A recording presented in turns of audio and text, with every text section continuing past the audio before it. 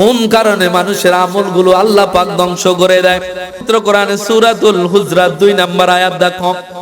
বিসমিল্লাহির রহমানির রহিম।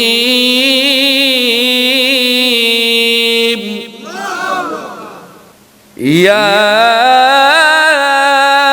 আইয়ুহাল্লাযীনা আমানু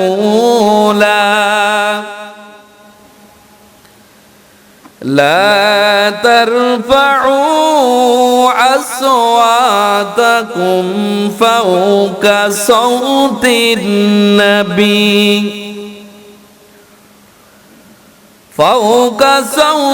النبي ولا تجهروا له بقولك كجهر بعضكم لبعض أن تحبط أعمالكم وأنتم لا تشعرون।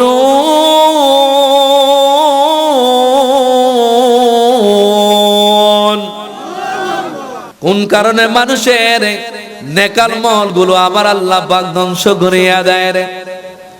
কত নামাজ পড়বে বাতিলেরা, রোজা রাখবে, হজ করবে, যাকাত দিবে, পর্দা করবে, তারা কিয়ামতের কঠিন মাটি উঠে আবার আল্লাহরে বলবে, আল্লাহ এত নামাজ পড়লাম, নামাজ গেল কই? রোজা রাখলাম, রোজা গেল কই? হজ করলাম, হজ গেল কই?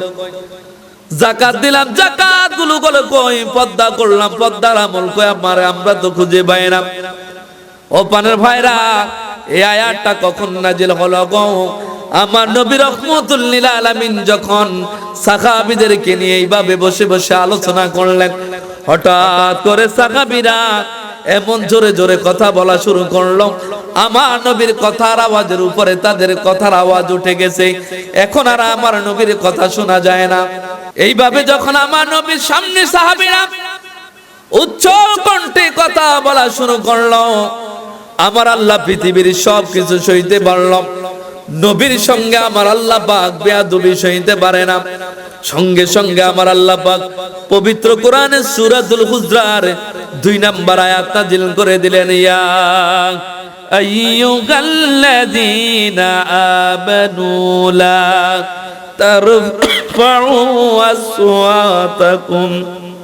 আল্লাহ পাক পৃথিবীর সবকিছু সইতে পারলাম, আমার নবীর সঙ্গে আমার আল্লাহ পাক বেয়াদবি সইতে পারে না। জোরে বলুন সুবহানাল্লাহ। সাহাবীদের কথার আওয়াজ যখন আমার নবীর কথার আওয়াজের উপর উঠলেন, আমার আল্লাহ রাগান্বিত হয়ে গেলেন।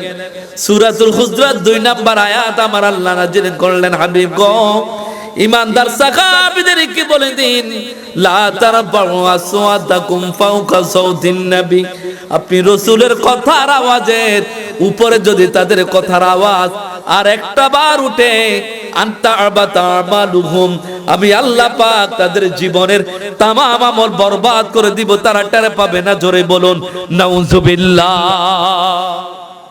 তাহলে নবীর কথার আওয়াজের উপরে কথার আওয়াজ উঠলে জীবনের আমল কি হয়ে যাবে? কথা বলেন, জীবনের আমল কি হয়ে যাবে?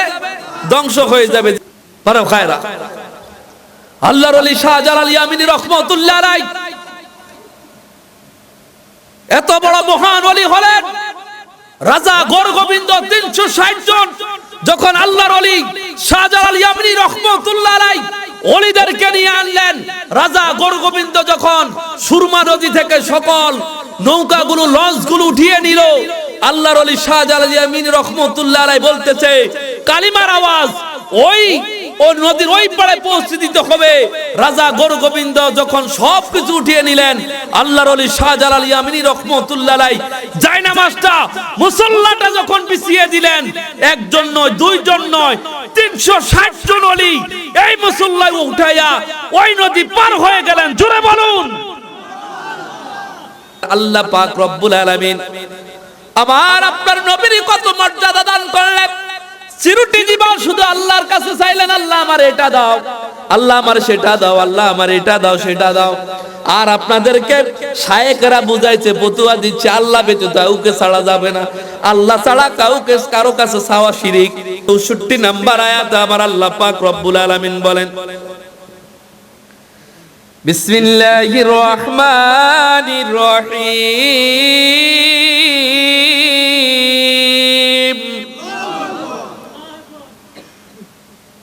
ওয়ালাউ আন্নাহুম ইয যালামু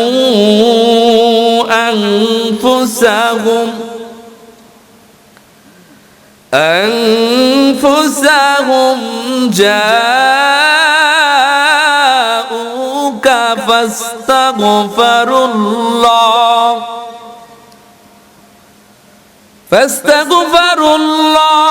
ওয়াস্তাগফার লাহুমুর রাসূল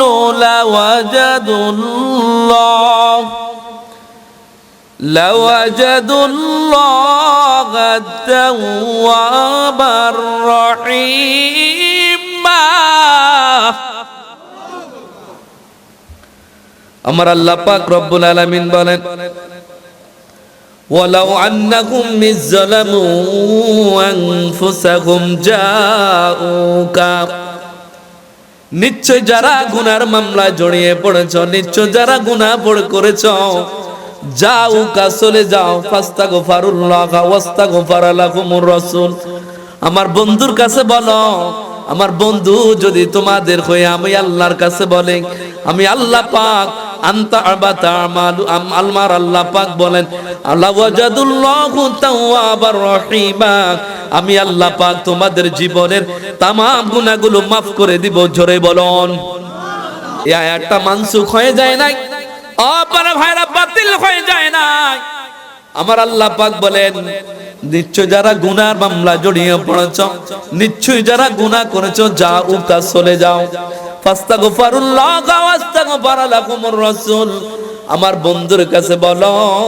আমার বন্ধু যদি তোমাদের উকিল হয়ে আমি আল্লাহর কাছে বলে, আমি আল্লাহ পাক তোমাদের জীবনের তামাম গুনাহ মাফ করে দিব। জোরে বলুন। সাহাবীরা যখন গুনাহ করত, দৌড়ায়া দৌড়ায়া আমার নবীর দরবারে যায় যাইতো, যাইয়া বলতো, ইয়া রাসূলুল্লাহি, নবী গো, অমুক গুনাহ করেছি, যদি আপনি আল্লাহর কাছে বলেন, আল্লাহ পাক আমার জীবনের গুনাহগুলো মাফ করে দিবে। আমার নবীর সাহাবীরা যখন আমার নবীর দরবারে যাইতো, নবীরে বলতো, উম্মতের দরদি নবী রহমাতুল লিল আলামিন, আল্লাহর কাছে বলতো, আল্লাহ আমার অমুক সাহাবী অমুক গুনাহ করেছে, তুমি মাফ করে দাও। আমার নবী বলতে দেরি, আমার আল্লাহ পাক তাদের জীবনের তামাম গুনাহ মাফ করে দিতে দেরি করে না। জোরে বলুন।